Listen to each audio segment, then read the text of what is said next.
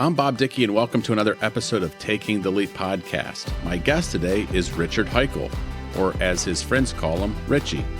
He's the chairman of Haykel Hospital, S.A.L. in Tripoli, Lebanon, and the executive director of CARA Ventures, LLC. Richie has a Bachelor of Arts in Economics from Tufts University and a Master's of Hospital and Healthcare Administration and Management from the University of Paris. He is also a graduate of the Harvard Business School Executive Program and a graduate of the Harvard Business School Owner-President Managers Program. Richie is a member of the Young Presidents Organization, YPO, and is home-based in Tripoli, Lebanon. Richie is a classmate of mine and a close friend.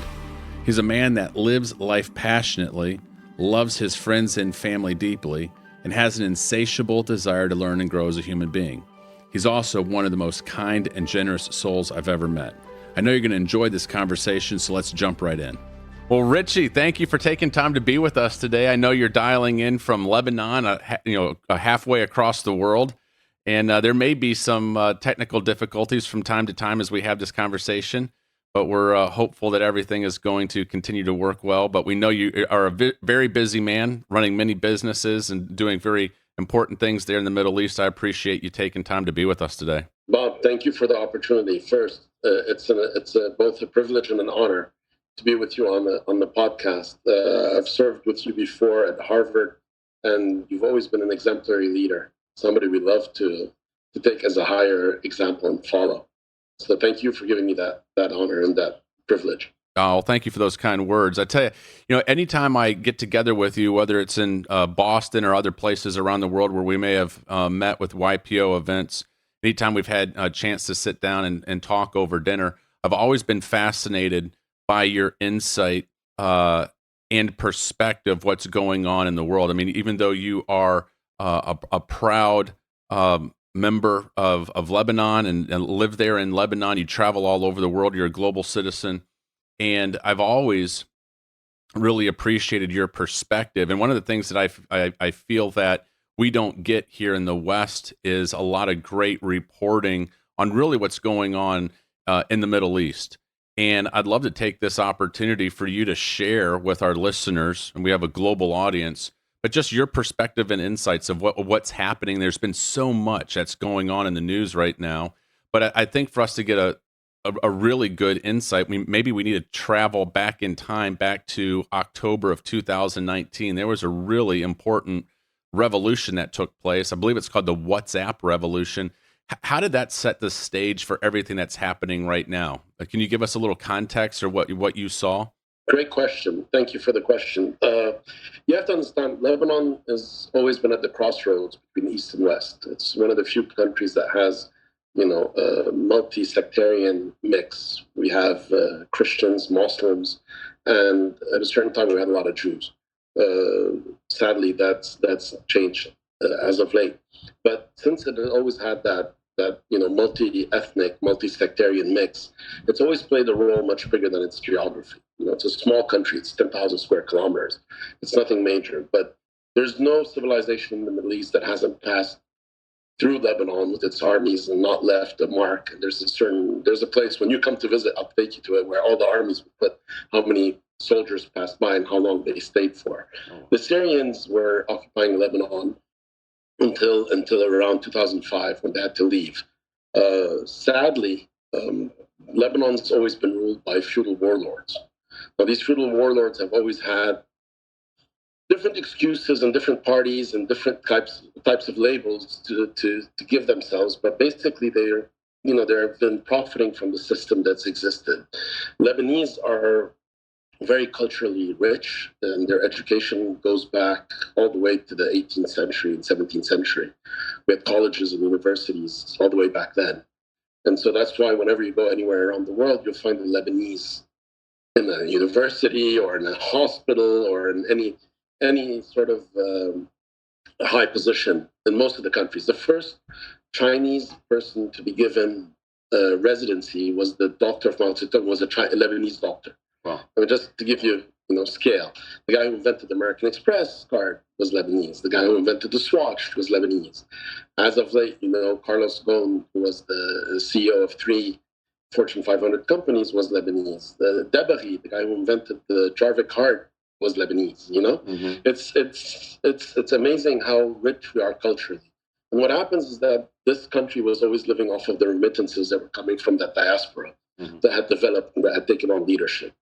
Feudal warlords were basically corrupt individuals using the government and the state institutions to further their wealth and entrench their families into a business. They looked at politics as a business. They didn't look to politics as a service for human beings. Not like in the West where you have checks and balances and people are held accountable. Here is the wild, wild West, right? And Lebanon had been the battleground for all these Middle Eastern countries for a very long time. So whenever Saudi Arabia and Iran would go at it, it would be Lebanon that would be having the headache. They never had the problems on their own territories. That changed with the Arab Spring. So I'm sorry, I'm giving you a bit of context. I know I'm being a bit long, but it's... No, this is perfect. This is what I want you to do. Take as much time as you need.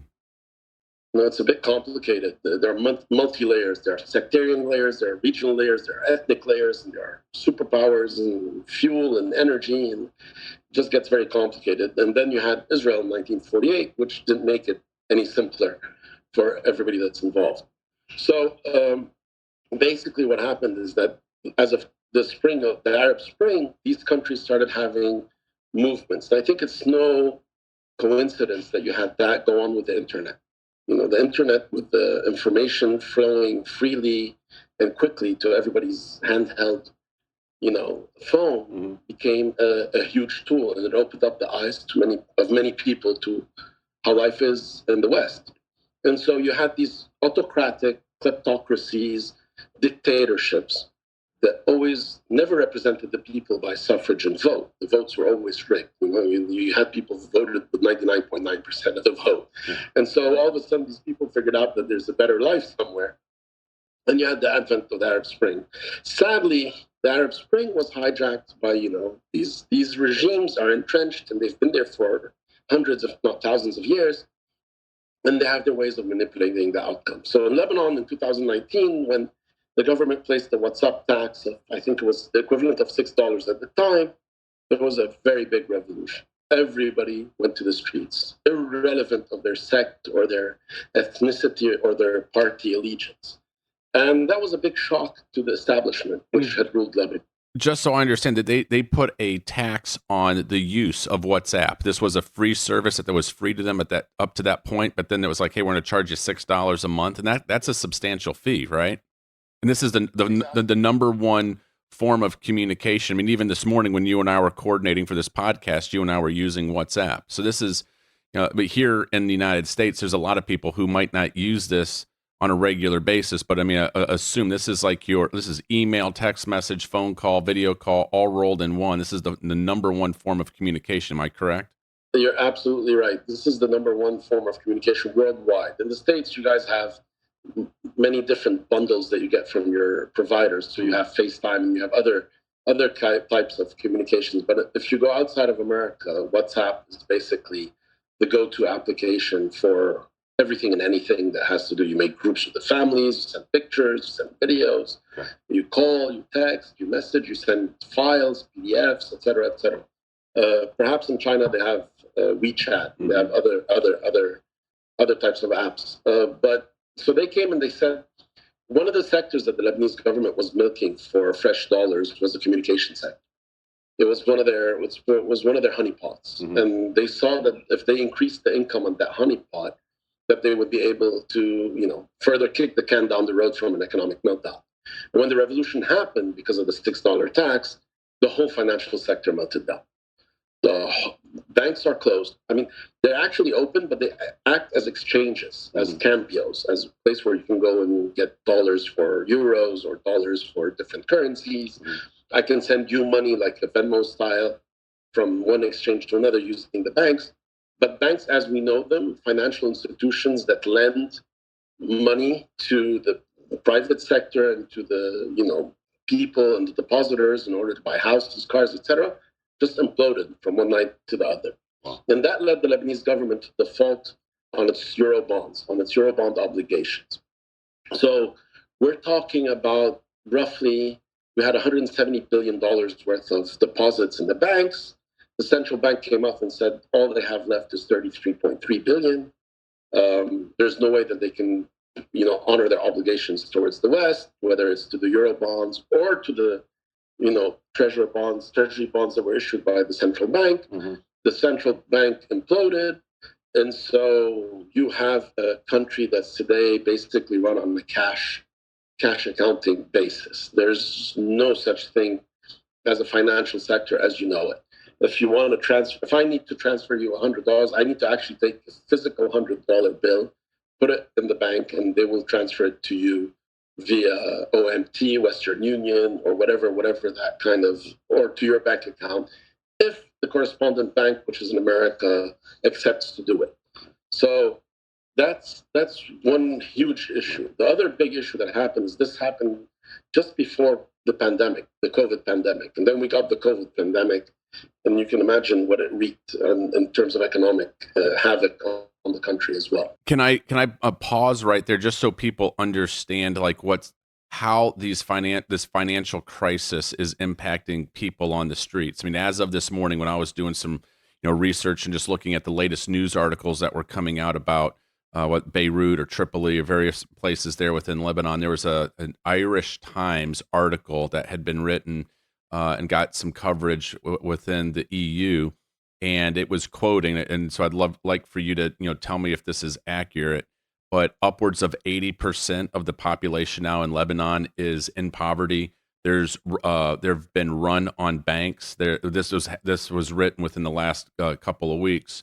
Riots in the streets, people trying to withdraw their money from the banks. They're not allowed to.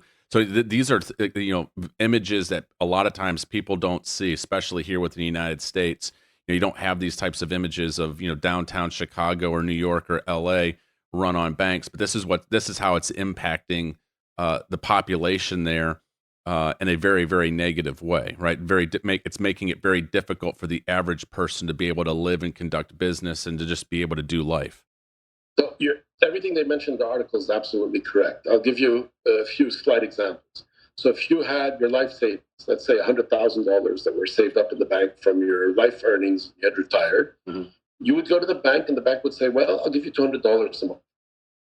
You can't withdraw anything more than that. The whole system just fell apart completely. And what's really interesting, if you want, I'll send you an article in the New York Times, a video that was made by the New York Times just about a week ago, okay. Is that certain people actually went to hold up banks to get their deposits to pay for their ailing family members that were dying. They weren't being able to pay for their hospital bills because, they had that money in the bank, but the bank gave them no access to the funds and they needed to pay the bills, and the bills are in currency because, that's... So, I'll send you a couple of articles and videos that will give you some context in that respect, but you're absolutely correct. From one day to another, you went from having a bank account with a credit card to having nothing. Nothing at all. And it was completely wiped out in a day. And what you said about the poverty in Lebanon prior to 2019 was in the 22% range. Overnight, it went up to 80%. Wow. You just wiped the middle class, you wipe them off, and even the rich people, even if you have $10 million in a bank account. And I know lots of friends that were living in the States that are from Lebanese origins that have transferred money here because the government prior to that was offering very high interest rates, 10% and 15% interest rates. A dear friend of mine, I'll abstain from naming, who had lived for 35 years in Seattle, has life savings of $35 million. He put them in the bank here because he was getting 10% interest. Greed, I'm sorry, but that has to be said. Yeah. Overnight, couldn't access any of it. Today, the going rate for a dollar, we call it a dollar in the bank is called a lollar. It's an imaginary dollar. So if I were to give you a check for $1 million today that's worth on the market $100,000. So I'll give you a check for $1 million. You'll give me $100,000 in cash. So this guy had 35 million wiped out to 3.5 million in a question of days, in a fortnight. It was gone.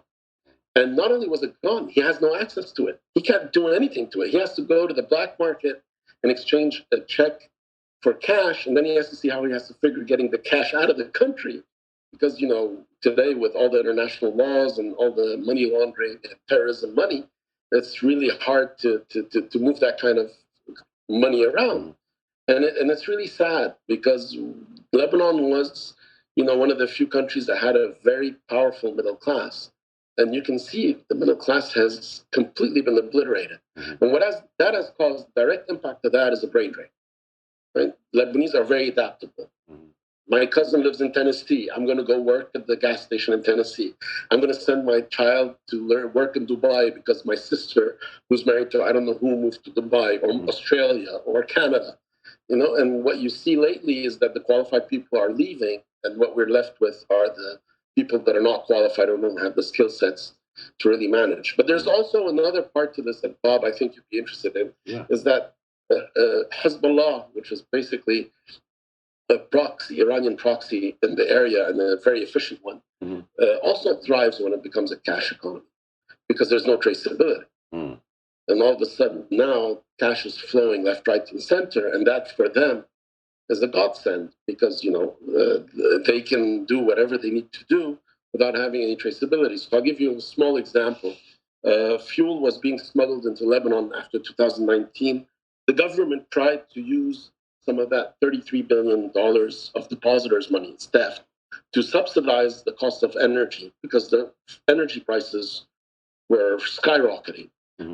And by the way, we only have an hour of electricity a day. So the whole country runs on either gensets or photovoltaic now. But perhaps that's a good impact, is that people have moved over to renewable energies because it's cheaper on the long run. But what happened was that these subsidies for fuel was being brought into the country and it was being smuggled out.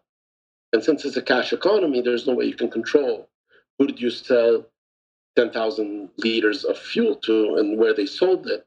And this was all fueling their activities. And that was an important side note to note because Hezbollah and Iran benefited tremendously from this meltdown. And sadly, politically, that's a different. If you want, we can talk about politics. First, I just wanted to take it wherever. Take it wherever you want to go. But it's interesting. I just want to maybe highlight this, that people that are listening to this, it's not like Lebanon was a backwards country or community. I mean, we're talking a vibrant economy, a modern economy, and this was all triggered by a $6 tax on WhatsApp. I mean, and people, there's probably lots of people around the world who think, well, this can't happen to my country. This can't happen in my hometown. And I think it's amazing that when you really sit back and think about it, how quickly something like this can happen in the most modern, most advanced economies in the world. I mean, am I getting that right? Do you agree or disagree with that thought process? Absolutely. In 1968, Lebanon had the fourth best GDP income in the world. It was America, Germany, Lebanon, and I don't remember what the fourth country was. And if you go back to 2011 and 2015, the economy was booming. People were being able to take out loans from banks to do plastic surgery.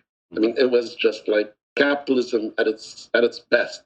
I'm sorry, I might sound a bit facetious, but the lady that would do the nails for my wife would take 3 vacations a year to go to Turkey, Dubai, and travel the world. I mean, while if you look at a manicure salon in the States, a lady will take a vacation once a year, probably to visit a cousin, to drive the car, and to be, frugal on her income. The economy was just going through the roof. I mean, I don't think you would have seen as many Rolexes and Hermes bags and Patek Philippe's and all these luxury items that you identify with conspicuous consumption as you had seen in Lebanon. And come 1 week, and what you thought was taken for granted was just obliterated. I think there's a lot of lessons to be learned. I mean, this is what we take for granted is not really that set in stone or that cemented. I think all countries have to be very careful. Now with the war in Ukraine, the prices of energy, the way the world is shifting. I mean, when you and I were in Harvard, it was all about the world being flat, the internet democratizing the world. Now all of a sudden we see this polarization and this nationalism. all over the world, and countries building borders. And it's, England left the European Union, and America, you have, these progressives, and then you have the ultra conservative on the other side. In Hungary, you have the same thing. In Italy, you see a rise of nationalism coming back around the world, and it's not, the world is flat anymore as much as we used to think of it. Economically, we talk about the World Trade Organization and WTO. I think it's pretty much gone up in pixie dust as far as I know today. Mm-hmm. It's about, what do you produce that's made in America? Don't get me wrong, I'm an American citizen, and America for me is home. Mm-hmm. It's where I belong. The reason I'm here in Lebanon at the moment fighting this is because our kids came to us in 2019. We had moved half to America and half to Lebanon. Mm-hmm. And our plan was, since our kids were going to college in the States, to move completely to the States. And our kids came up to my wife and I, Shireen and I, and we have two kids, and they came up to us and said, you talk the talk, are you going to walk the talk? Are you going to go back and live by your country? This is when one of your children, and one of your children is sick. Are you going to stay there and help it, or are you going to, jump ship and go live in the States? Wow. And so morally, I think maybe this will tie in later in some of the questions that you might have, but I think morally there's an obligation to tell our kids that we don't talk the talk, we also walk it. Mm-hmm. And coming back to Lebanon and settling here and fighting this, I think is first and foremost setting an example to our kids on what should be done. Well, one of my favorite John Maxwell quotes is, everything rises and falls on leadership. And for bad situations to get fixed, it requires strong leadership. And it sometimes, oftentimes, that's leadership, boots on the ground, right there in country, doing the dirty work. You can't, provide leadership from New York or LA. And so and a lot of people will want to try to help, but you need to have people that are strong leaders, competent leaders right there, doing the heavy lifting. And so my hat's off to you. I applaud you for the sacrifices that you and your family are making, because you don't have to be. I mean, you could live anywhere in the world right now, but I've heard you talk many times about how Lebanon is close to your heart. And like you said, it's like your third child, and you want to see the country and the people thrive and prosper. A question I have for you, for maybe the listeners that are listening in, since you have lived this, right, and you've watched all of this unfold, when you look in the rearview mirror, hindsight, always being 20/20, are there signs? Are there things that you're like, what, I missed this, or I didn't? Going forward, if a country or a region or something is starting to go through these tumultuous times, there's warning signs that people should be aware of, right? Like what advice could you give to people who say, hey, these are things that if you sense going on around you, that ought to be like little red flags or warning signs that, you're heading in this direction.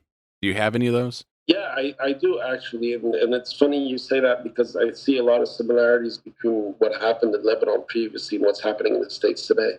I think when you see this education system, the cultural system falling apart, it becomes really dangerous. I don't mean to play politics in the States, but I think what the progressives are doing now in the States with this, America is a capitalist country based on meritocracy. Mm-hmm. Everybody has a chance to get a white picket fence and 2 cars and a garage and a swimming pool if they work hard enough and if they do it well enough. A lot of people will tell me, well, there are certain people that don't have the opportunity. Yeah, well, I think America should revamp its education system. The inner city school system is dysfunctional, but that does not give the right for anybody that comes from an inner city school to take the opportunity away from a person that's worked his ass off to get to a certain position. Excuse my foul language. Yeah. But I think what I see in the States today reminds me a lot about Lebanon. It's more about who you are and where you come from. And we have a system in Lebanon where positions in government and positions in leadership are divided based on your religion and on the sect you belong to, not based on your meritocracy. I see that happening in the States today based on ethnicity and not based on religion.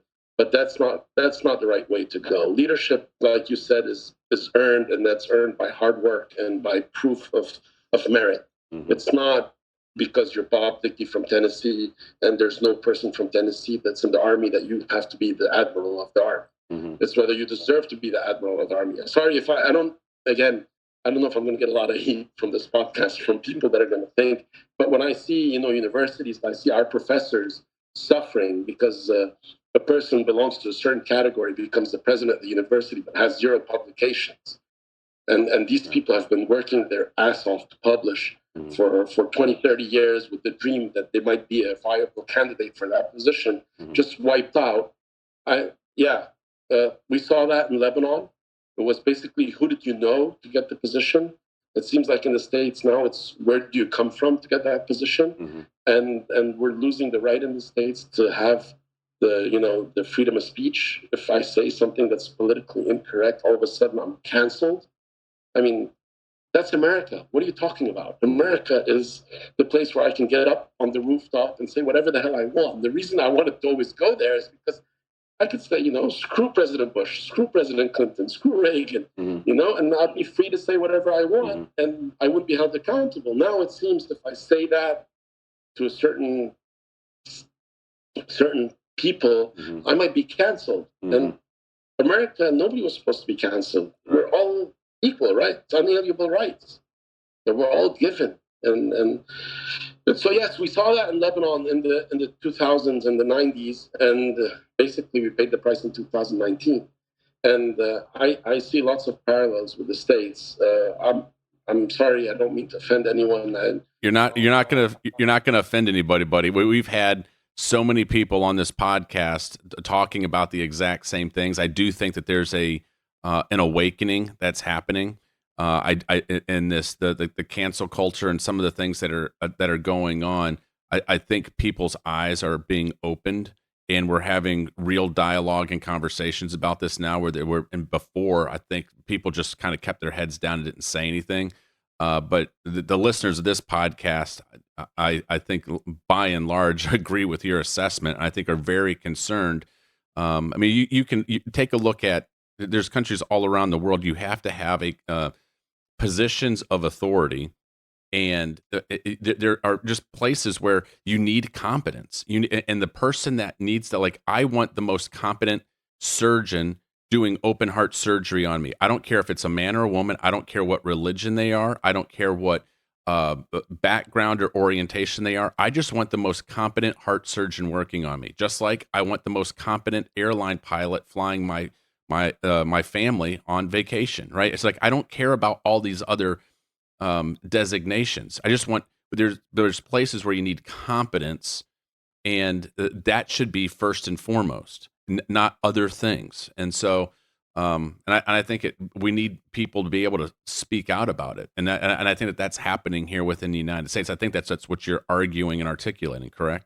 That's what I'm trying to say. I think this pendulum has swung perhaps way too far on the other side. It needs to come back to the middle. And I mean, for all I care, Bob, you can identify yourself as a mushroom, but you better know how to fly the plane that I'm on. I mean, whether you identify as a mushroom or not, that's your business. That has nothing to do with me. But it's not you being a mushroom that's going to make the plane fly. It's whether you're a good pilot or not, right? And I think that's the most important point that I'm trying to make. And what I'm trying to say is that I saw that in Lebanon.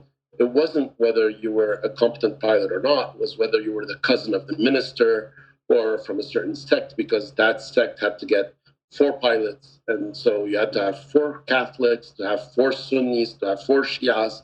So if they weren't all 12 divided equally because of keeping the balance of sects, and look at the end result. You have a country that's got no financial sector, a cultural education sector that's melting down at the speed of light. You have a health sector that's suffering and bleeding from all over, trying to survive. This is one of the, number 3 at the NIH is Lebanese.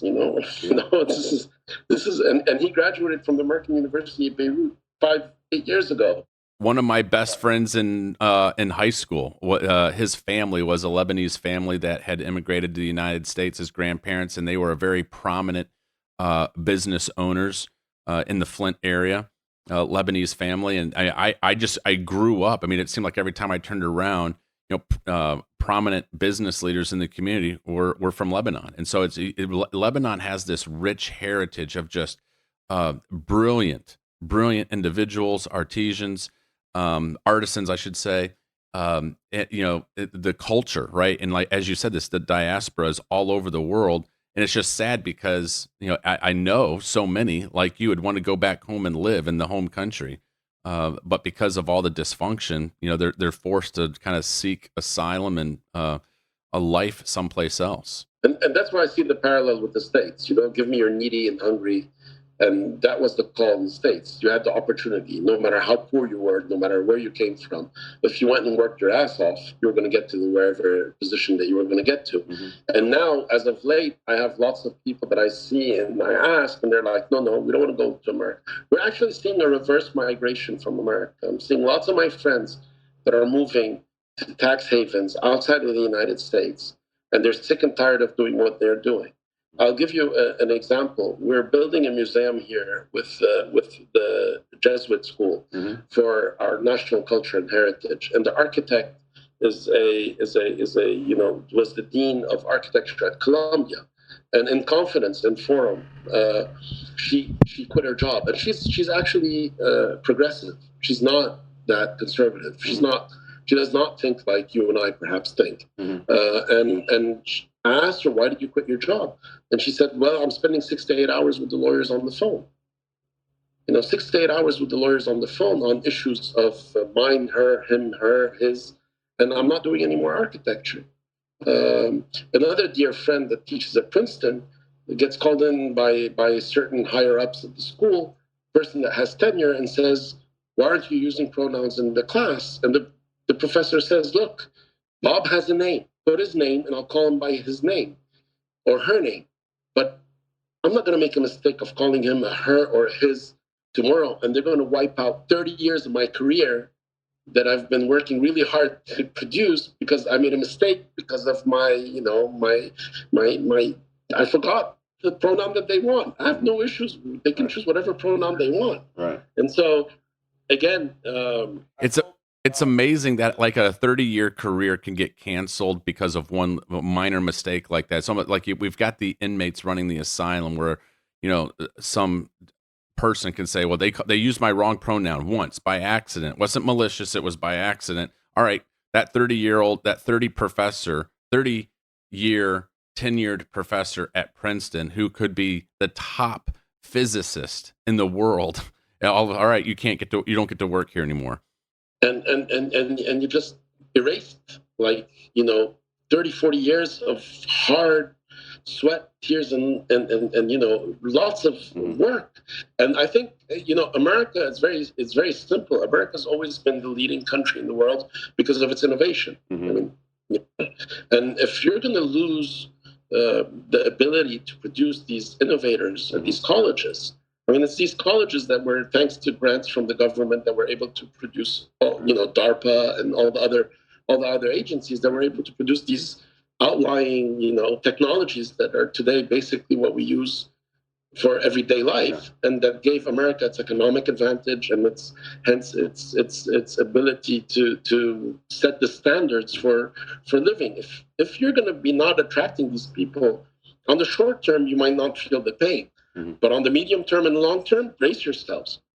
Yeah, you're looking for an outlook just like we are. So I don't know if I got your question to show parallelism between what we saw in Lebanon and what we saw. And then also another parallel thing that I can give you is that when you leave financial institutions to act for greed, and you don't have regulation, these are beasts that can, become too big to fail. Mm-hmm. And when they're too big to fail, they destroy it. You have the case of Enron, and you have other cases in America that happened. And you remember when we did Bank of Wachovia and Bank of America at the time, mm-hmm. and so on.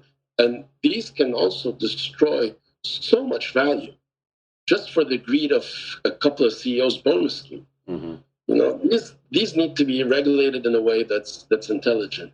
So I think you have to see the pendulum swing back to the middle. I hope to God that the leadership in America does go back to the middle and provide us, it's our, if America goes, where are we going to go live, in Russia or China? It's not. Sorry. Yeah, I'm with you. Well, here, one of the things that you mentioned just a second ago about maybe the diaspora of various countries changing the location of where they're wanting to go live. And, post World War II, one of the things that you saw come out of the United States, as the United States had kind of become the one of the main superpowers post World War II, we saw so many people from all over Europe, all over the world that immigrated into the United States. Most of the great inventions, technology inventions, in energy, in physics, you name it, came from these incredibly gifted, smart people from all around the world who came and decided, you know what, I want to live in the United States. I want to raise a family, and I am going to rebuild my life, but in the United States. So much of the greatness that the United States has had to offer the world has become, or because of this great immigration that we've had. Now, I'm curious, where are you seeing people today as you travel the world, as you're seeing people make decisions, and you're saying, well, you know what, maybe the United States isn't at the top of the list anymore. And so where are they going? Where are the places that people are seeing and saying, you know what, I find freedom here, I find opportunity here, and maybe I want to plant my flag and raise my family in a different location?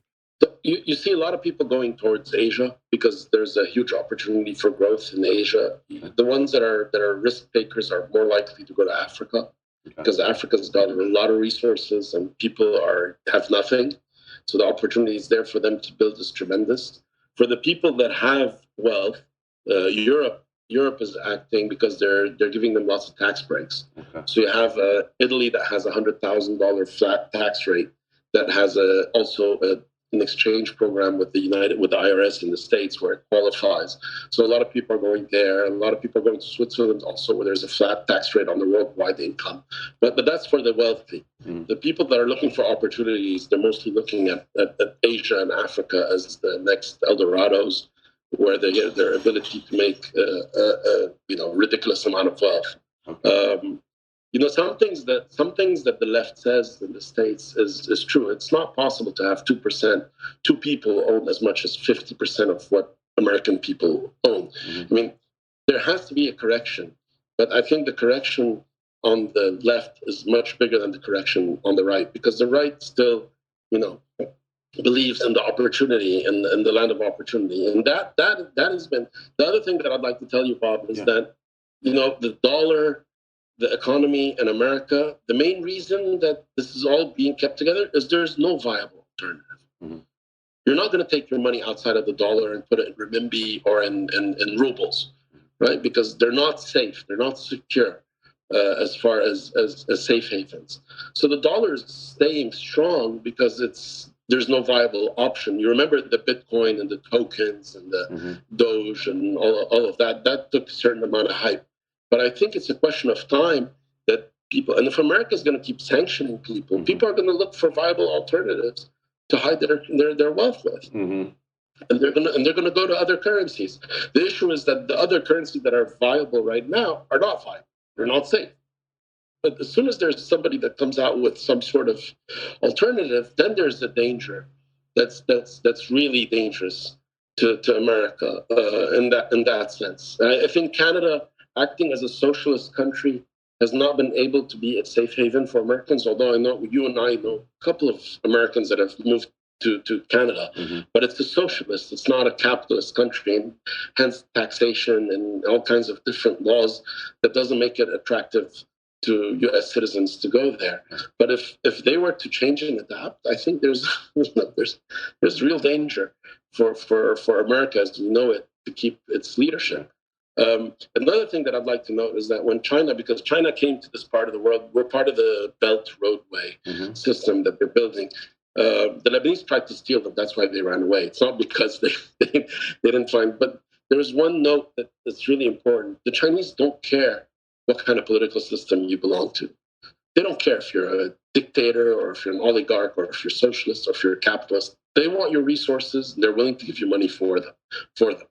The thing is that the Lebanese are such, the leadership is they're such crooks that they tried to swindle the Chinese, and the Chinese figured that out quickly and just skipped town. Yeah. But I think that's something America has also to look at, whether you deal with a country because it's democratic or not, is that country's own business. I think that there has to be a swing there. But I'm sorry, I'm taking you way off. No, this is great. I actually want to double click on something you just said. Like, you going back to the beginning, you were highlighting about there's a lack of trust in the Lebanese currency, and the United States has a position of trust globally where people are like, well, where else am I going to go? I'm going to store my resources, my wealth in U.S. dollars, and that has enabled the U.S. economy to grow and thrive because there really isn't another place where you can do that. But it's all based on trust. And so if the United States were to lose trust with its creditors, its investors,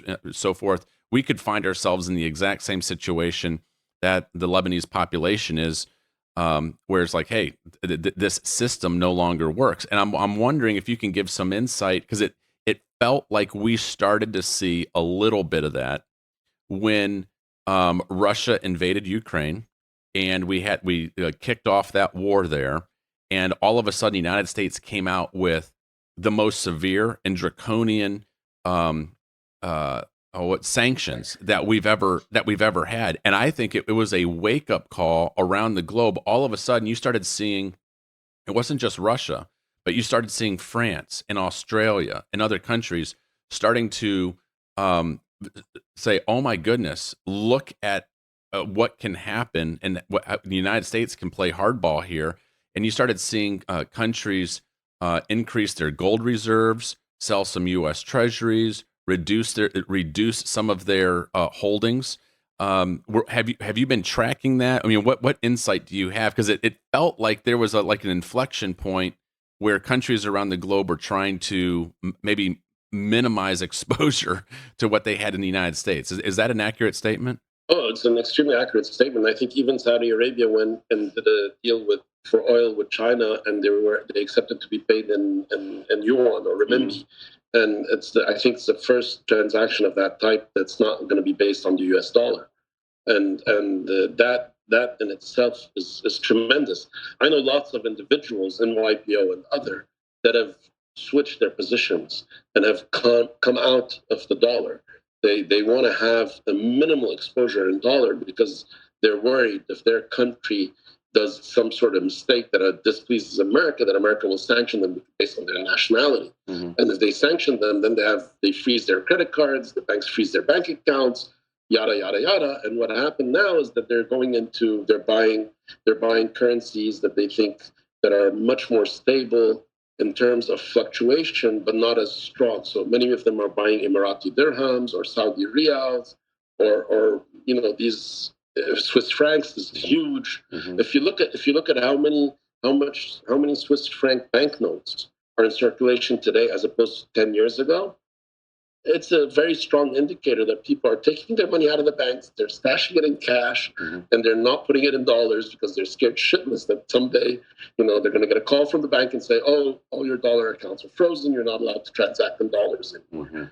And you and I have many Russian friends that were in YPO and Harvard that have, paid the price for something that they had nothing to do with. Right. Remove the several cronies that worked with the government and that were dependent on the state.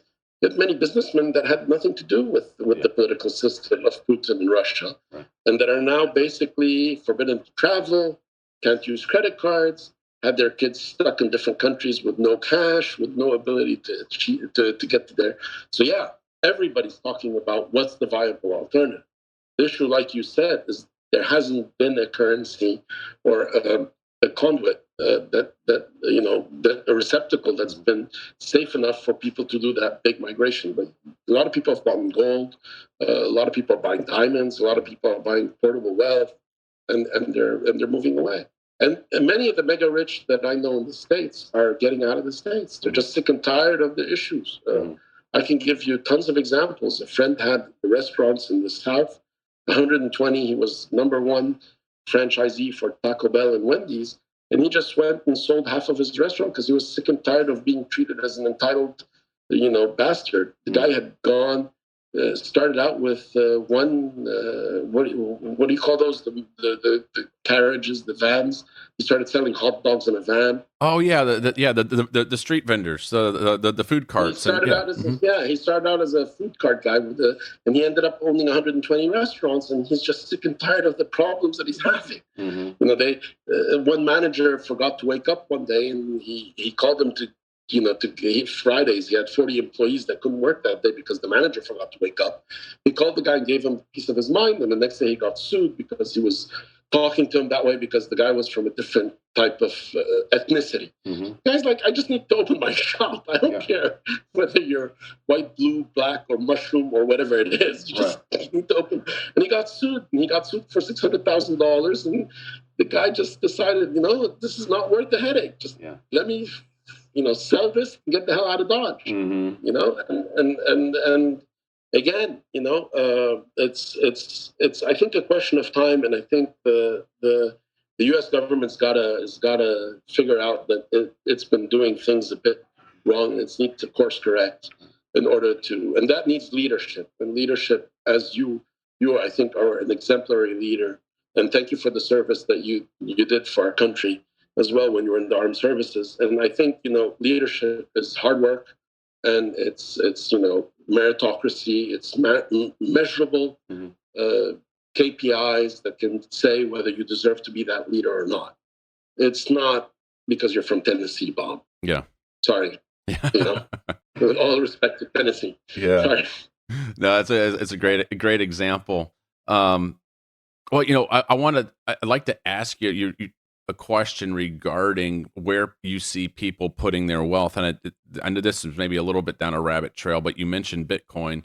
And I know that we've gone through kind of a crypto winter here in 2021, right? We've had the FTX scandal of Sam Bankman-Fried and the collapse there. And there's been some pretty stiff headwinds in this space. Now, I've talked to some people who are very much deep in the space as investors and developers, and you're like, hey, it's not fun, but this is going to get rid of all the companies and projects that aren't good quality projects. But virtually to a person, all of them say that the OG in the space still, and the most trusted in the space still, is Bitcoin. Do you see as you're talking about people who are trying to maybe diversify their holdings and their savings and getting into gold or diamonds and Swiss francs, whatnot, are you talking to folks or seeing folks use Bitcoin as a conduit? Do you see that as a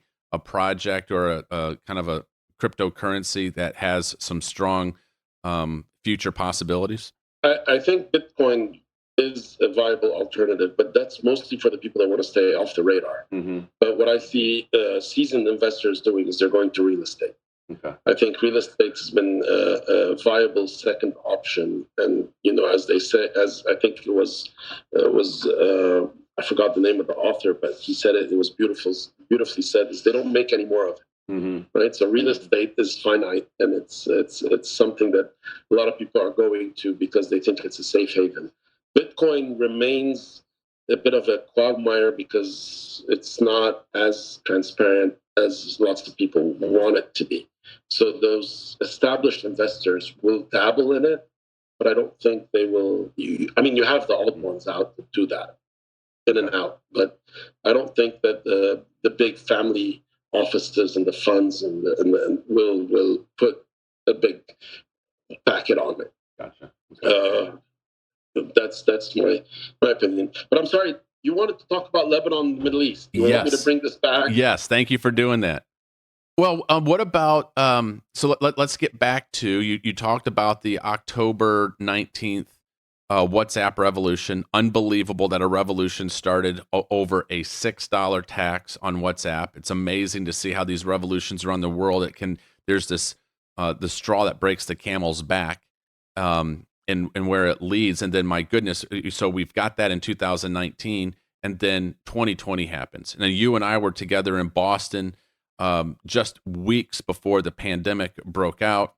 And, here you are You're the chairman of Haykel Hospital there in Tripoli. And so you have a background in medicine and hospital management.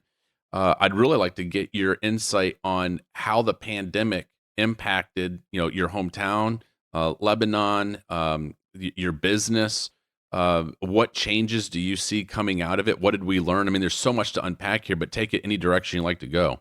So, well, we got the pandemic, and we also got the 4th of August explosion. We had I think the second or third biggest explosion after Hiroshima and Nagasaki that happened in Beirut, that wiped out maybe a third of the capital. For the pandemic, because they tie down together, what happened was basically Lebanon survived because of our amazing ability to adapt. We're an extremely adaptable type of culture and people. Contrary to what most people think, we're not resilient. We will look to find the first way out, but we will adapt in the meantime in order to get to that stage. And the healthcare sector, the private healthcare sector, came together in an amazing way. We had a mortality rate that was less than most of the Western countries. And we also had an average bill that was maybe, I think, 1/8% of what the West was paying per COVID patient. Wow. We adapted right away. We run a hospital in the north that treats about 92,000 patients a year. We're the biggest one in the north today, North Lebanon. And we had the influx also of the Syrians because of the Syrian civil war that's been going on since 2011. We basically transformed the hospital into a COVID hospital. It became 75 respirators, 4 ECMO machines, and the Lebanese innovation and adaptability was tremendous. Now, what that did, though, later, which we see today, is coupled with the explosion that just ripped the country apart. And the explosion, to be clear, was basically because of the mismanagement of the political elite. They had left 2,750 kilos of chemicals in the port, and that blew up. And that was close to what is considered a nuclear explosion. The imagery of that was absolutely astonishing. I mean, it looked like a nuclear blast. Yeah, and it was like, how can I say it? In French, they say it's the coup de grace. It was the sweets. It was the like the straw that broke the horse's back, in terms of having a huge migration and brain drain on the medical sector in Lebanon. We had been very good at adapting with COVID, but when that explosion came, and the entire world needed healthcare givers, from nurses to medical caregivers to doctors, and then we saw a huge brain drain. 40% of the doctors and nurses just evaporated from Lebanon. So here you had a country that had economic problems, that was suffering from all kinds of financial issues, lose just about 40% of their caregivers, and that is huge, because usually the people you lose are the best ones. And they were offered citizenships in the Gulf, Saudi Arabia, the Emirates, and Qatar and Kuwait were giving, residencies and all kinds of ridiculous type of remuneration. And we even had the Swiss, the French, the Belgians, Canada, the United States. I personally lost 6 nurses to the United States that went to the States and got amazing jobs and visas right off the bat, and fast track to a green card if they were to move to the States. And so that was a huge blow to the health sector in Lebanon. Lebanon's basically surviving today on remittances. And these remittances are coming from those wonderful Lebanese that have immigrated, like your friend from high school, that send money back to their village. That, however, being said, is also a curse, because in another way, it's keeping this cronies in power, and nobody's really, going down to the streets. And you have to understand, Bob, in Lebanon, people don't pay taxes. I mean, remove a few of the major companies that are obliged to pay taxes. The income tax is basically non-existent in Lebanon. So when people think that politicians are stealing, it's not their money that they're stealing. They're stealing the money of other people, right? Now, When they weren't able to access their money in the banks, then it became all of a sudden their money is also not accessible. A real revolution has not happened in Lebanon, and it will come. The Lebanese will, at some point, perhaps I'm emotionally vested, and this is my heart that's speaking and not my brain.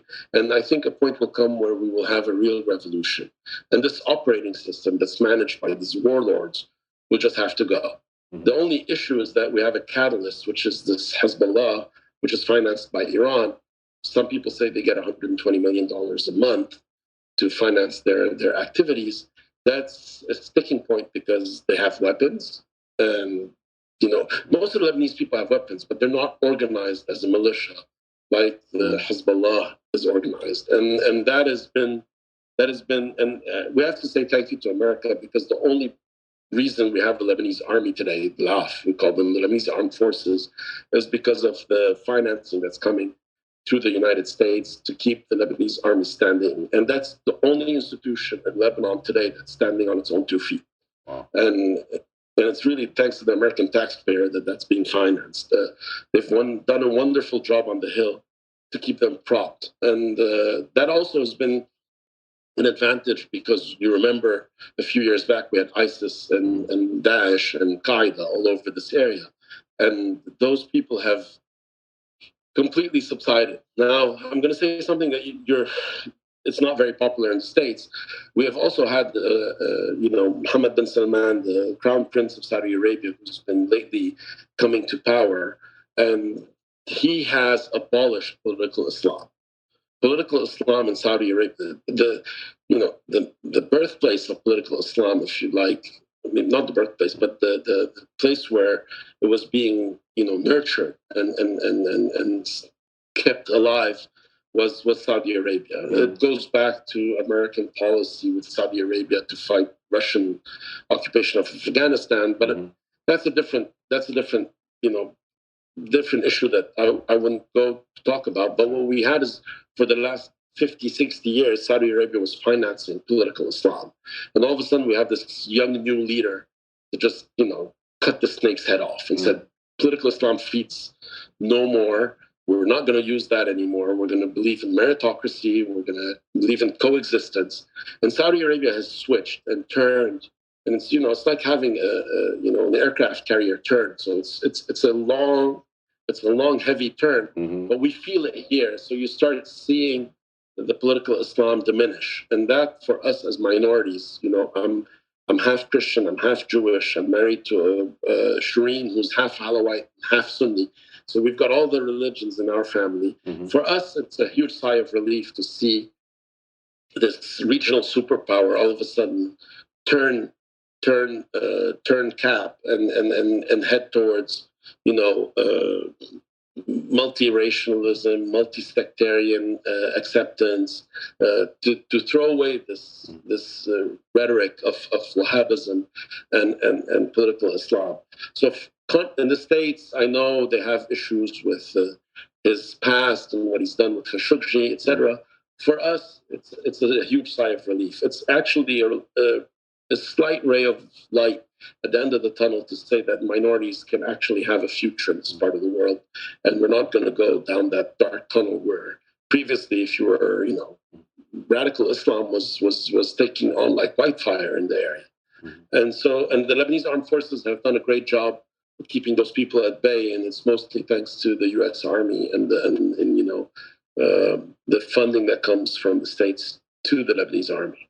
It's amazing that a political decision that bin Salman made in Saudi Arabia has had such a immediate impact on the daily life of Lebanon. I don't know if I connected those dots, and for you to be able to experience it so quickly, that's pretty astonishing. It is, and actually, it's what we don't understand is the way the West, and especially America, is reacting. And again, it's that left side of progressives that they had the killing of Khashoggi that was done in such a stupid and of course somebody needs to be held accountable for.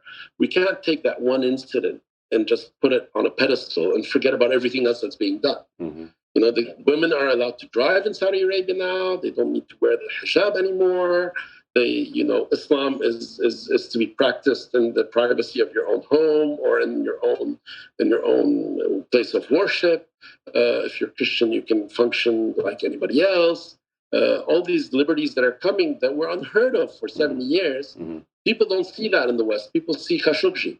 But needless to say, people in my part of the world also see a Salman bin Rushdie, who was an American citizen who was giving a speech in America, who was attacked by an Iranian proxy, stabbed live in front of everybody, lost the use of his right eye, and then you see the American press not even talking about it. And that's an American citizen versus Khashoggi being a Saudi citizen, right? Right.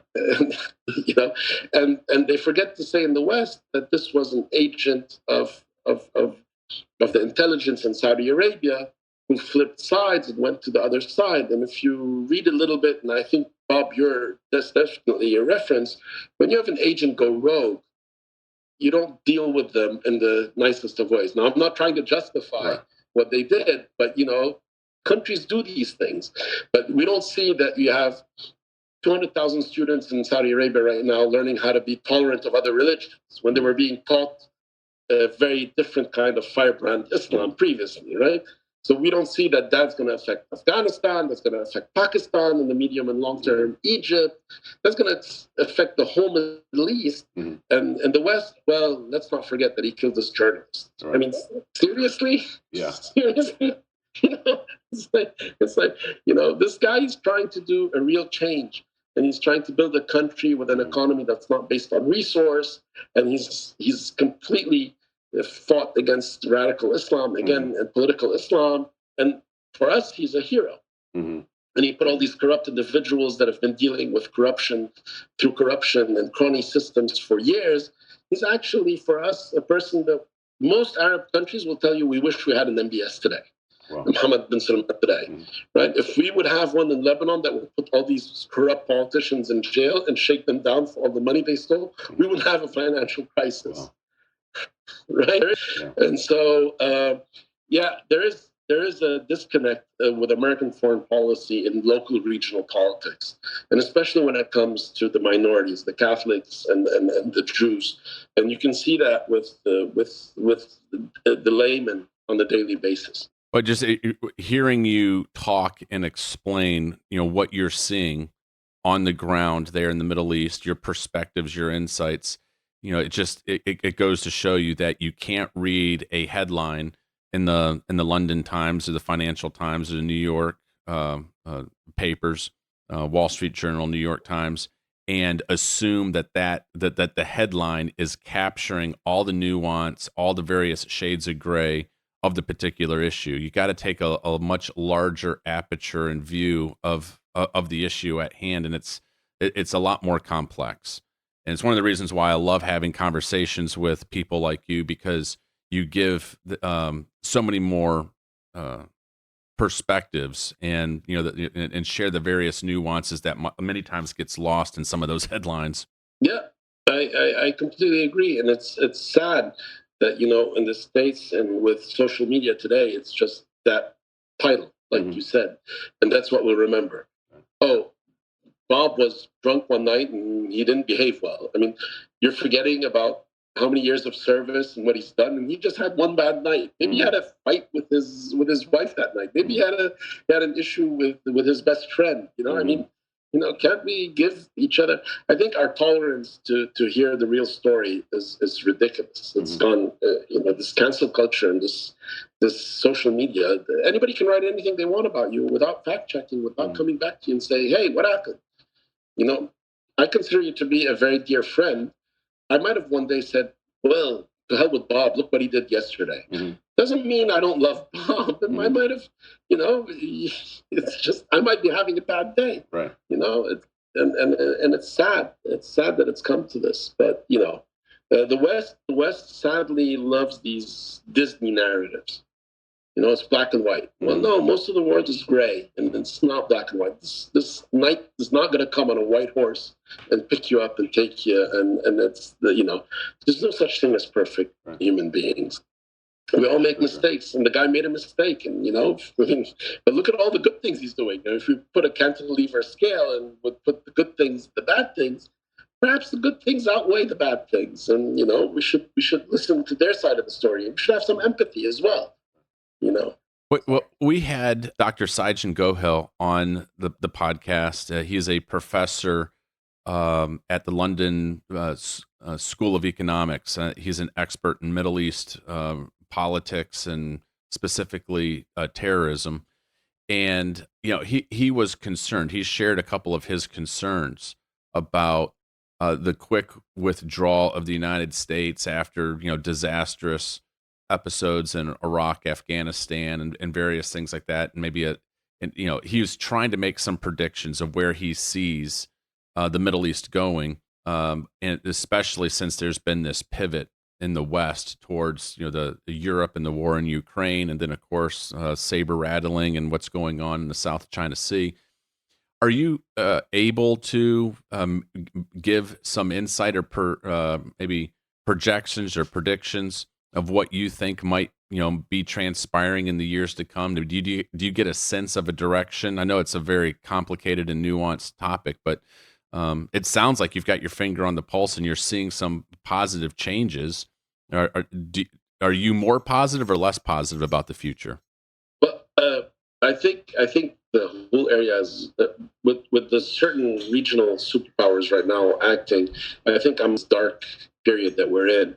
The sad part that hurts me, that pains me the most, is because I identify as an American, is I see a huge amount of distrust that was the result of that pivot that's in the area. The Kurds had fought with the U.S. for a very long time, and they were left to the dogs just overnight. What they did in Afghanistan was, I think, I'm sorry I have to say this way, but I think America has to understand that American culture functions well in America.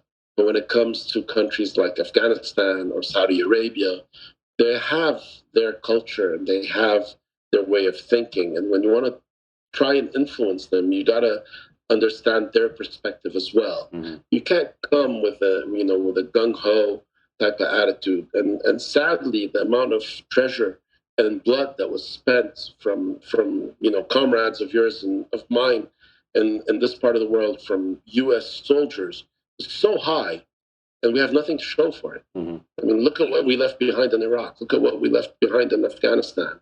I mean, that's so sad when you think about the amount of blood and the amount of treasure that was spent. Is this really what America is about? I mean, it's not. And sadly, I think there needs to be a correction, and we learned this together, you and I. You got to learn from your past mistakes so you don't do them in the future. Adapt and move forward.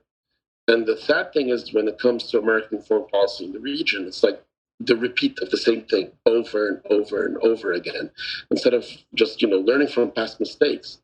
What's happening in Israel and occupied Palestine is close to being something that's considered to be not human. I mean, it's sad what's happening with the Palestinians. There needs to be a two-state solution. There needs to be a two-state solution. You can't come and just erase. And America can't come and all of a sudden be super interested, and the next night just think of it as a nightmare that was past and there's nothing there. Iraq was one of the greatest Arab countries in the 70s and 60s. Most of their universities were publishing articles on culture, on art, on science, on medicine. Today, it's a wasteland. It's, people are dying like mosquitoes, and America got disinterested and left it, and then they wonder why Iran gets involved and why other people put their hand. I think there needs to be a better U.S. policy to the region. Now, when you tell me, do I have a positive outlook? Again, you have to understand, Bob, this is my wishful thinking. It's like me asking you to think the Tennessee football team is gonna make it to the finals next year, right? I mean, your heart is for it, right? Yes. Whether I'm able to disassociate my brain from my heart, I think is a difficult thing. We have lots of friends, you and I, that have completely lost interest in this area and moved back to the States and decided to make their future there because they just got disheartened by the disappointments that are happening. But again, like you said, if we don't provide the leadership, we don't put our feet on the ground and lead by example, then what do we expect? We can't criticize it if we're not going to try our best to make a change. And I think we can make a change. The Lebanese people are an amazing people. It's safer to walk in downtown Beirut or downtown Tripoli today with any kind of watch on your hand than to walk in London or Paris or New York, where you're going to get mugged and knifed for your watch. You have a flat tire on any street in Lebanon, 20 cars, although they're all poor and they're all impoverished, they will stop and help you change your tire and not even ask you for $1 because they have that sense of obligation and citizenship where they want to help somebody that's in need. So there is still a glimmer of hope on the Lebanese citizenship, and Lebanese culture, Lebanese people, Lebanese identity. The question is, how can we get rid of these rulers that have been ruling us for 400 or 500 years? It's not the same person. It's the same method of rule. We got rid of the families in the 90s, and all of a sudden we got a whole new leadership. But sadly, they use the same system of feudal warlords to divide and conquer and rule us. And time will come. It'll be bloody. I can guarantee you that. But it'll come. Time for it will come. And after that, the Phoenix. Lebanon's known as the Phoenix. That's the ruler of the Emirates of Dubai. Who do you fear the most? And he said the only country they fear the most is the Phoenix when it awakens from its sleep, referring to Lebanon as being the Phoenix, and that we're currently out of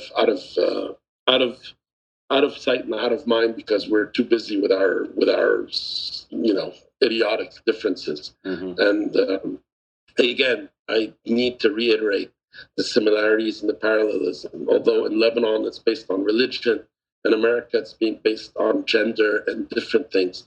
That's a road that will only lead to where we have reached in Lebanon today. We need to go beyond that and think of ourselves as one person, as one nation, and move forward. And I hope to God that America doesn't go down that road because, I want to retire back home. I want to go back to the States. Where do you call home when you're back in the States? Anywhere. Montana would be my favorite. Montana would be my El Dorado. Montana for me is a sweet spot. But anywhere in the States, freedom is such a beautiful thing. And with all due respect, a lot of you take it very lightly. The freedom of speech and the freedom of having your own opinion, irrelevant of who you are, is so important. That's a luxury you have in the States. I have as an American citizen when I'm back in the States as well. But I mean, that's open to all people in America. And sadly, I see that eroding. Well, you highlight, there's so many things there that you said that I agree with and applaud you for your insight on. And taking our freedoms for granted, we do that. And we're so blessed. And I think so many Americans forget how blessed they really are. And if you don't protect these freedoms and stand up for these freedoms and fight for these freedoms, they can be lost. Freedom is not guaranteed. It's got to be fought for and won every single day. And there's a natural, in the course of human history, I think there's this natural decline that happens to civilizations and free societies that if you're not careful, you can revert back to some pretty ugly things. And so it requires great leadership, honest dialogue, transparency, and hopefully, there's time to continue to make changes in the United States in the right direction. Very prayerful that there will be the Phoenix rising, as you've said, in the diaspora. The Lebanese diaspora will be able to come home and be able to rebuild a glorious and flourishing country there in your homeland. But you highlight that it's important for us to learn from our mistakes. And there was a moment ago you're talking about the issues that happened in Iraq, and then the disastrous withdrawal that we had from Afghanistan. And just within the last few weeks, we've been having testimony on Capitol Hill, and it's been heartbreaking to hear stories of how that transpired, and hopefully there's some learning and accountability. I think there's people who need to be held accountable for things that happened.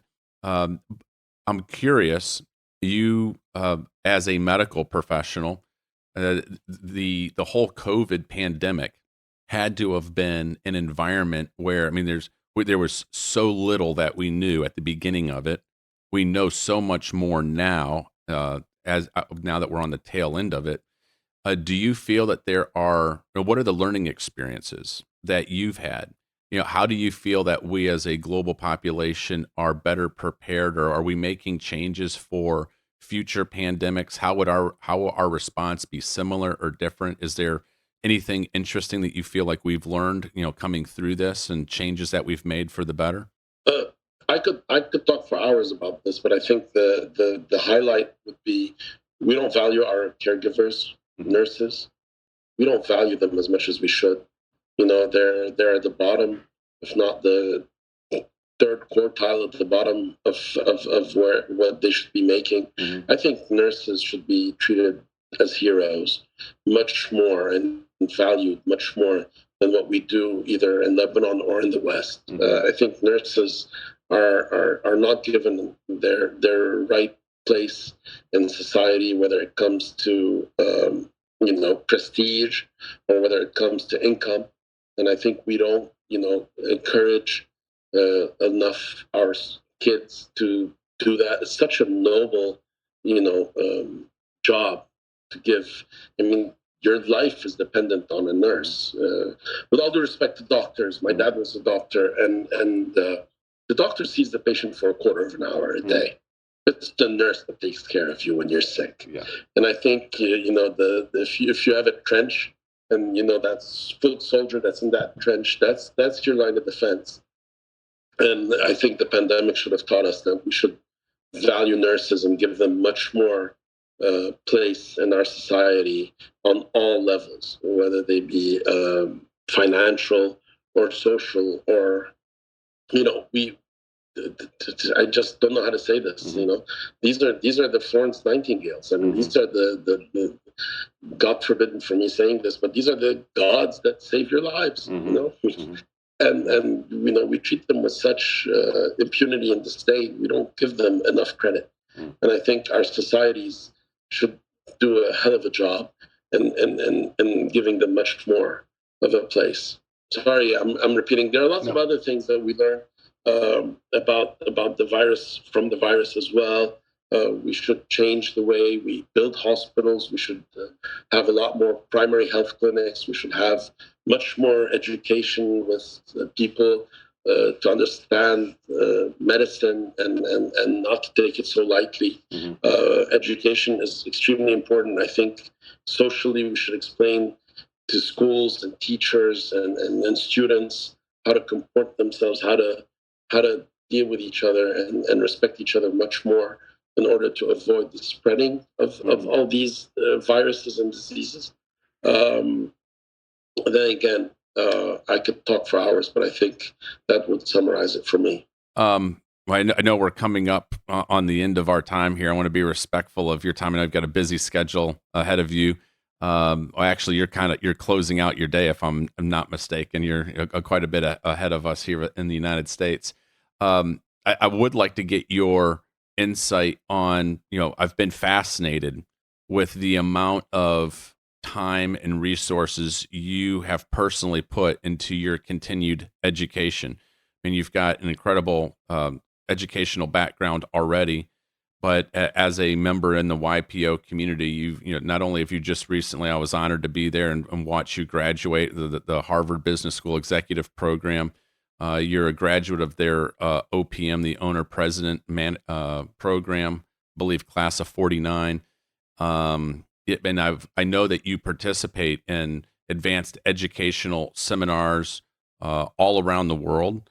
Why do you find the need to participate? And for those people who might be listening, and lifelong learning is not something that they're passionate about. They're continuing.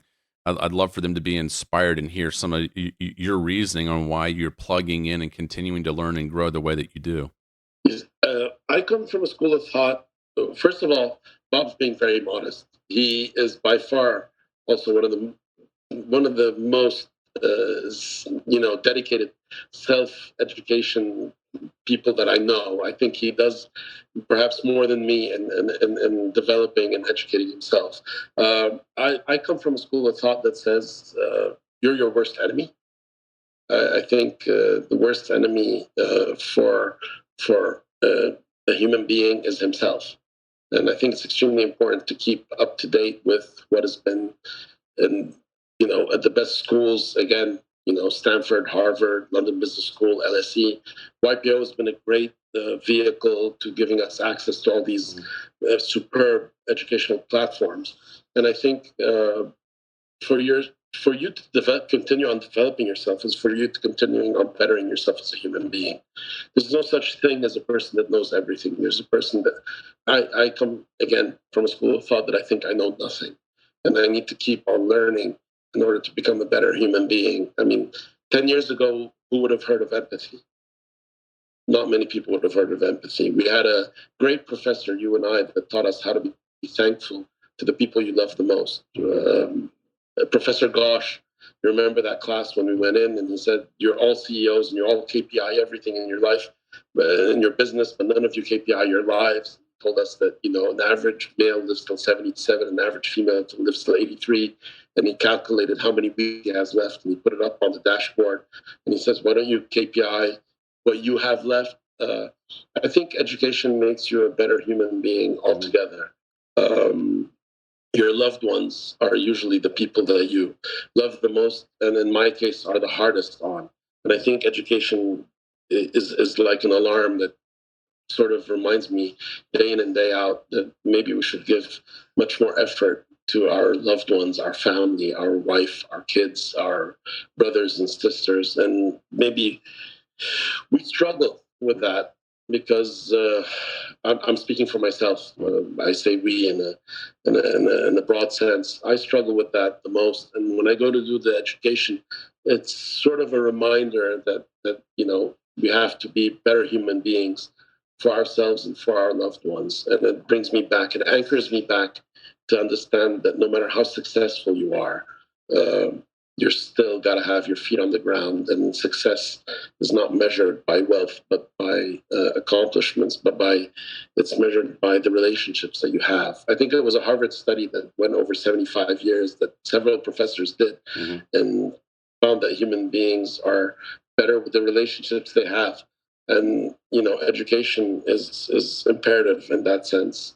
And look at the relationships that you and I have, Bob, with the many people that we've been to school with. That those are bonds that I think at our age to create today would be very difficult to have. Yeah. And I can definitely say that I'm a much better human being because of what I learned from Bob Dickie and what I've shared with Bob Dickie. And that for me is priceless. Oh, well, thank you for those kind words. I feel the mutual respect and admiration for you and many of the classmates that we've had on this pod and plan on having in the future. It's one of those for people who have not had it or experienced it, when you have a kindred bond with a group of people from around the world where you can have this, to use the American term, a melting pot of various ideas and perspectives and insights. Just it's so rewarding to get together, be able to talk, learn from each other, and then also do life with each other, right? Encourage each other, and I've absolutely loved being able to do life with you and Adam and others over the years, and the relationships, and as you said, the bonds and friendships that we form. Really is. I think I was watching not watching, but reading one of those studies that you were talking about in terms of happiness. And one of the things that they talked about, as you get older, your happiness is also determined by, in large part, the friendships that you have. And you get fewer and fewer of them as you grow older. And so you've been a blessing in my life. So I want to say thank you. Thank you, Bob. You taught me that in life you own your story, and it's the way you write it is super important. And if you don't see yourself in a good light, then how do you expect others to see you in good light? And your diligence and your perseverance has taught me a lot. And I think that's something you don't learn from texts and from professors. You learn from actually rubbing shoulders, and that's also a big part of why I yearn for that education. Well, we've talked an awful lot about it today, in terms of just the nuance and the various shades of gray of what's going on in the world around us. That the headlines cannot encapsulate an issue or something that's going on. You got to, if you really want to understand it, you got to dig deeper. You have to, ask questions. You've got to be inquisitive, and being able to speak with people who have subject matter expertise, who are living there.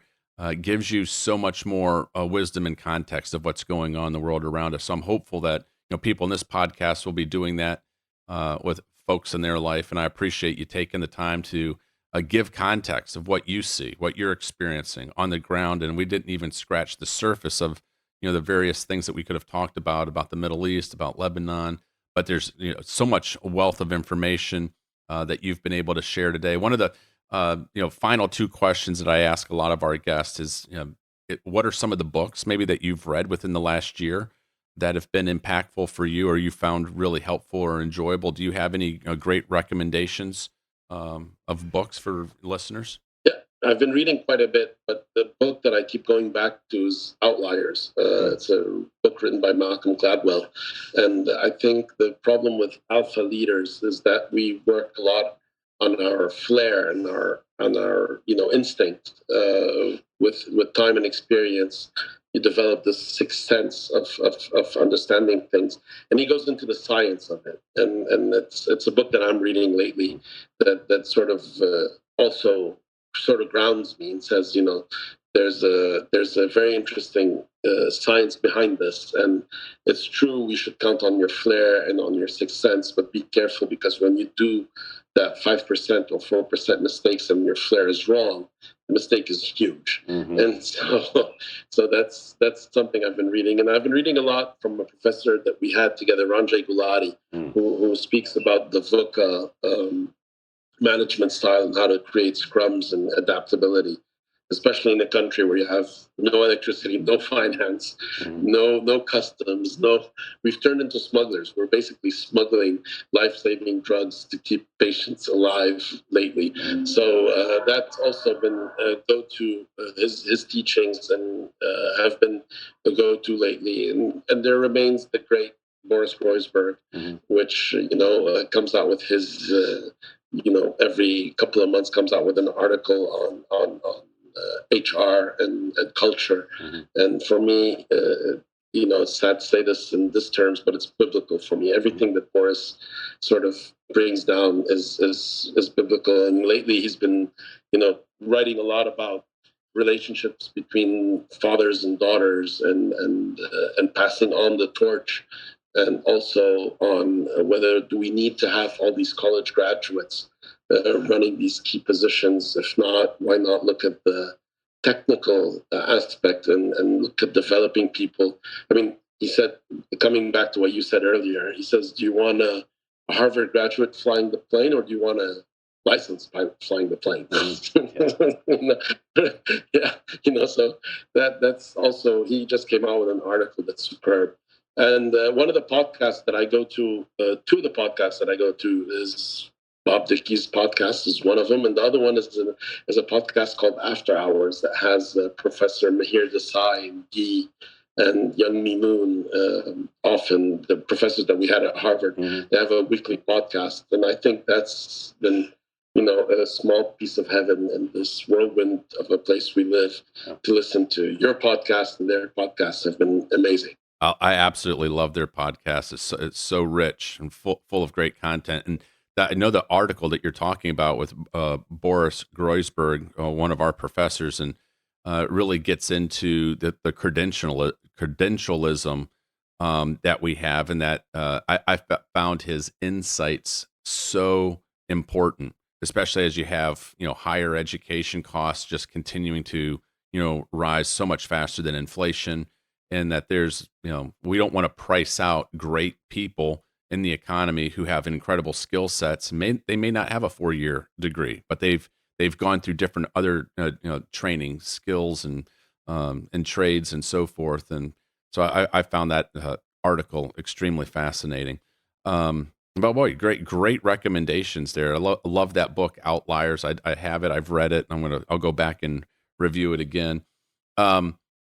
Before I get to the final question, I just want to ask you, as you were kind of talking about some of the things that you're navigating there, are there, how have your leadership, how has your leadership style maybe changed, or what are you learning about leadership as you're leading in such a challenging environment?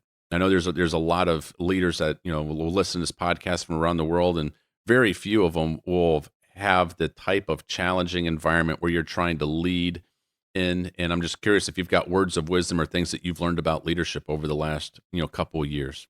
A couple of nuggets. One of the nuggets is that you have to accept that certain people will lead and not have this obsessive culture that you might have. They might be different, and you have to learn how to accept their differences. Perhaps there's a measurable amount of differences that you'd accept, 10, 15%. But you have to understand that people are not you. And if they do make mistakes, it's okay. You don't have to be this helicopter mom or this, chicken that has to protect them from making mistakes. Because when they do their mistakes as leaders and they learn from them, it's them having an open mindset is much more important than what is the mistake that they make. I mean, of course, given that the mistake is not fatal, right. But you have to learn how to accept people for what they do and how they do it. And the other thing that you have to really that's been a nugget is that you have to be really quick on your feet. Fastballs come at you. In this part of the world, they come at you really quickly, and so you just need to be really, not stuck in your way of thinking. You have to be innovative. I think it was the test that they give you where you have to draw 4 lines to make a square. You have to think outside the box, and you have to go outside the box to really find innovative ways on adaptability and delivering results. And I think accepting people do their own thing and taking a back seat and having a lot of empathy. Bob, it's so important that you don't criticize people for what they do. You have to let them explain why they did it and understand where they're coming from and that they're different from you. Those are the 2 things that I think have taught us a lot. Don't stick to your thoughts and what you think is set in stone. Nothing is set in stone. You gotta adapt very quickly. And I think those are the 2 nuggets that I think we have from that from what we're living and going through at the moment. A book that I'm reading currently that would validate everything that you're saying, and especially the way we think and how we process information around us, that I've found absolutely fascinating, is Think Again by Adam Grant. I actually have it sitting here on my desk. I haven't even finished it. I'm about halfway through. But if you're interested about reading, I mean, he's a Harvard undergrad, University of Michigan PhD, now teaches at Wharton, but an absolutely incredible book discussing about these paradigms, these frameworks that we have in our mind that, and how they need to shift and change with, new data that we may be getting. And I think that's what I think both you and I are seeing, and so many people are seeing, is that so much is changing in the world around us over the last couple of years. And that can be disconcerting and unsettling for many people. But if you have a framework to be able to bring in new data, change the way you think, I think it makes things, better. And it sounds like that's exactly what you have. You've had to be adaptable. You've had to be resilient there, and with all the things that you've had to, overcome over the last few years. So my hat's off to you. But I think you'll really enjoy this book if you haven't read it already. I already put it on my Amazon shopping cart. Awesome. Thank you. Well, final question. You've already had so many great comments and words of encouragement for people who are listening. But If you had the ability, so you're a an American citizen as well. If you had the ability, if President Joe Biden said, "Hey Richie, I want you to give a State of the Union address to the American people next week," and you were preparing your comments, and you had the ability to speak to the entire U.S. population, what would you say? Boy, oh boy, you got me. You got me with that one. I would say we got to take our learnings from the American Revolution, and America was never as polarized as it was coming out of the Civil War, and we need to get united. And I think that he's gone way too far to the left. And I think that we need to go back to the center, that we need to make, us proud to be Americans, and we need to be unified. I think it's sickening to see how we've split into two different, categories. And I think America has got to come back to being what it used to be. And I think, with all due respect, Abraham Lincoln did an amazing job. He wrote a book, I think, The Team of Rivals, it's called. There's a book written called The Team of Rivals that showed how he did that, how he unified the red and the blue back under one banner, which is the flag. And I think we need to be able to do that. Sorry, I'm sure that's not a State of the Union address, but I mean, it's the theme, the arcing theme would be we got to come back and be united, and we the people. And for the people, and unalienable rights, and enough of this cockamamie bullshit. Excuse my language. And of being at these two poles where we're going at each other as if we're completely foreign and can't bear to live with each other. We got to come back to having our white picket fences and the land of opportunity. It's ridiculous that these students have to stay all their lives paying off their debts. And it's ridiculous that these guys that identify as mushroom will cancel me because I forgot that they're identified as a mushroom today. We gotta come back to the middle and be united. You served. You were willing to spill blood. You were willing to lose your life and not see your wonderful wife and your wonderful kids for our freedom. And I think that's asking a lot of a person to do. And I think that today I would be much less willing to serve than I would have been 20 years ago, seeing the way the state of America is. And so I think we need to come back to where we are, where we should be. Well, it's very well said, and I take those words to heart, and I'm sure all of our listeners do as well. America is worth fighting for. It's worth dying for. It's we're more than geography and more than people. We're a set of ideals, a set of principles that people from all over the world for many, many years have come to live here because of those ideals, because of those principles. Are we perfect? No. Do we have a lot of more progress that needs to be made? Yes.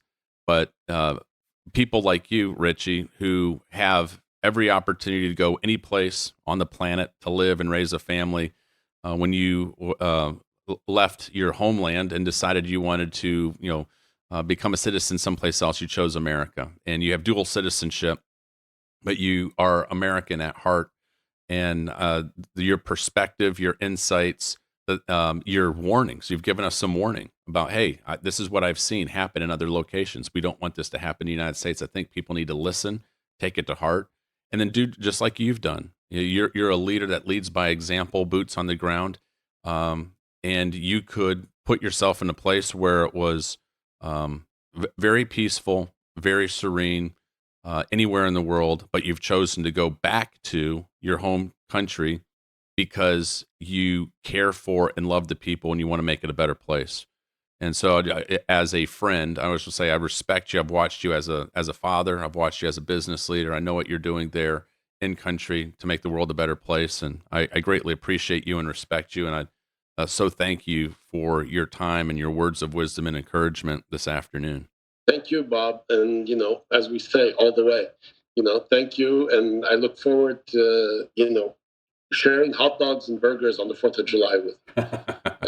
and all the love and the best to the family. You have a wonderful wife and wonderful kids. And thank you so much for the opportunity today. And I'm sorry if I had, babbled way off left, right, and center. But, we gotta go back home. Please keep home safe. Certainly will. I love you, my friend. Love you, my brother. Take care. Thank you so much. Today's episode was engineered by Mitch White with graphic and marketing by my daughter, Tristan Dickie. Special thanks to our guest, Richie Haykel, for taking time to be with us. Make sure to subscribe on Apple Podcast, or if you're an Android user, check us out on Spotify or wherever you listen to your favorite pods. If you like this show, please share it with a friend and give us a review. That is always appreciated. Thank you for spending time with us today, and we look forward to spending time with you once again next week.